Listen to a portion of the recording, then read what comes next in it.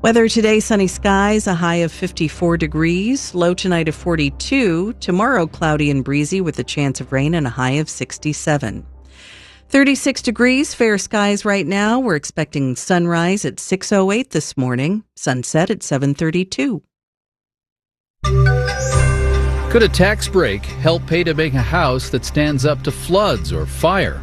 Marketplace Morning Report is supported by Schwab. Schwab offers investors choices like full-service wealth management, self-directed investing options, and trading on Think or Swim. More at schwab.com. I'm David Brancaccio with Los Angeles First. Stock prices of computer chip makers are down this morning, with AI and gaming giant NVIDIA down 6% in pre-market trading now. Limits on what the U.S. allows tech firms to sell to China are part of this. Marketplace's Nova Safo has that. NVIDIA disclosed in a regulatory filing that it's taking a $5.5 billion charge because the U.S. government is issuing new limits on exports of certain NVIDIA chips. These limits are on lower-powered chips, which NVIDIA specifically designed to deal with previous export controls. Those controls were set up to slow China's advancements in artificial intelligence. The Commerce Department said the new limits also apply to other chip makers, such as AMD. Meanwhile, there was concerning news from the leading company that makes the equipment necessary to build high-powered chips. That company is the Netherlands-based ASML, and it said its outlook for this year and next has become more cloudy. It also missed analyst estimates for quarterly results, and its forecast of future sales came in below expectations. ASML has manufacturing operations in the U.S., but an executive said the company is not sure whether tariffs will raise the costs of shipping parts here or shipping finished product out to other countries. I'm Nova Safo for Marketplace. Reuters reports NVIDIA knew about a week ago it would no longer be able to sell some advanced chips in China, but did not tell some of its China-based customers who were taken by surprise by that. NASDAQ futures are down 1.4%, and the downdraft coming from the microchip stocks. S&P futures are down 0.8%. Dow futures are down 0.2%. The 10-year indicator for interest rates is up slightly ahead of a reading on retail sales due later this morning. There's news China's economy grew by 5.4% January to March, lower by its modern standards, but beating expectations. Meanwhile, China unexpectedly appointed a new top trade negotiator. Stephen McDonald reports from Beijing. Li Chengang's appointment is seen as a sign that Beijing is preparing for a tough period of trade relations following the onslaught of Donald Trump's 145% tariffs on Chinese goods. China's new trade representative has decades of experience as a negotiator and was formerly the country's ambassador to the World Trade Organization. With the US president declaring that the ball is in China's court, the latest economic growth figures for this country were released. But a senior official from the National Bureau of Statistics did acknowledge that the US tariffs will put certain pressures on our country's foreign trade and economy. Stephen McDonald is the China correspondent for the BBC.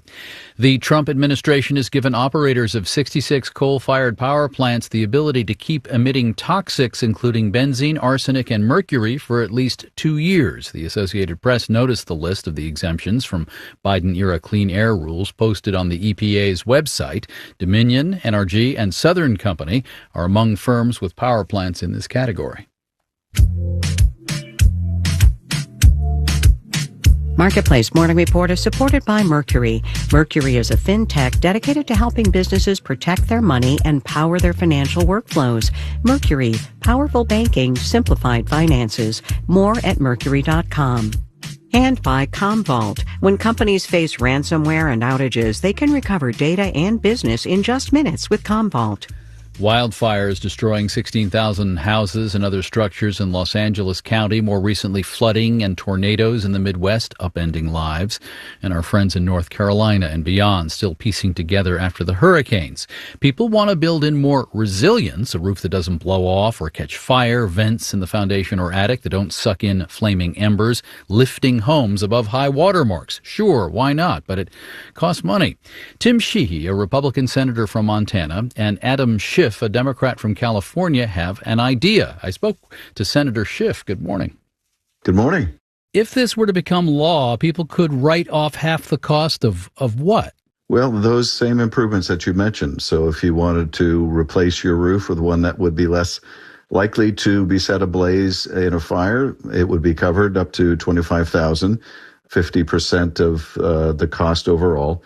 But if you want to do brush clearance or other things to harden your home, whether against fire or flood or other natural disasters, this is a way to do it. And you don't have to be a victim of a natural disaster in the past. You just have to live in a state where there's been a major disaster declaration, which covers most of the states. And, the benefit is not just for the particular homeowner. What we saw in the tragic LA fires when we had 100-mile-an-hour winds is you could have embers traveling a mile or two, go through a vent in a house, set that house on fire, and then that house would set the whole neighborhood on fire. And so if you can harden that one home or several around it, you may save the whole neighborhood.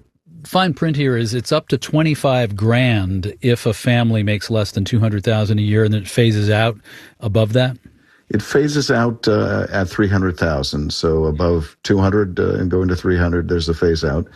That's a compromise to try to get the broadest support possible. And we also want to make sure that we can help as many families as possible. What we've seen from some studies is that it not only pencils out in the end, but also ends up saving 5 or 6 times the investment in that tax credit in the cost of avoiding these incredibly costly disasters. You've started with some bipartisan support here, but does something like this get through this Congress with its focus on tax cuts? It is the kind of thing that can get through. Now, it could get swallowed up in the big tax cut bill or could be handled separately, but I think there'll be a lot of bipartisan support for the idea. It's the kind of thing that can move even in a highly partisan and polarized Congress. This is about money for disaster mitigation. It comes at a time when the Trump administration is seen as pulling the other way on that topic with cuts to disaster mitigation funds. You saw from FEMA to places like, for instance, New York State. The administration's idea seems to be that states should pay for this kind of stuff. So they are certainly moving in the wrong direction when it comes to protecting us from natural disasters.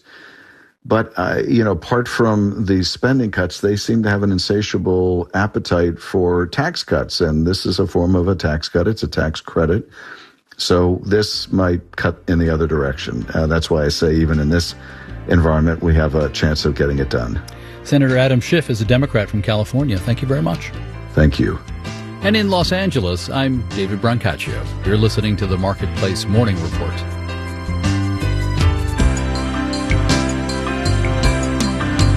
From APM, American Public Media.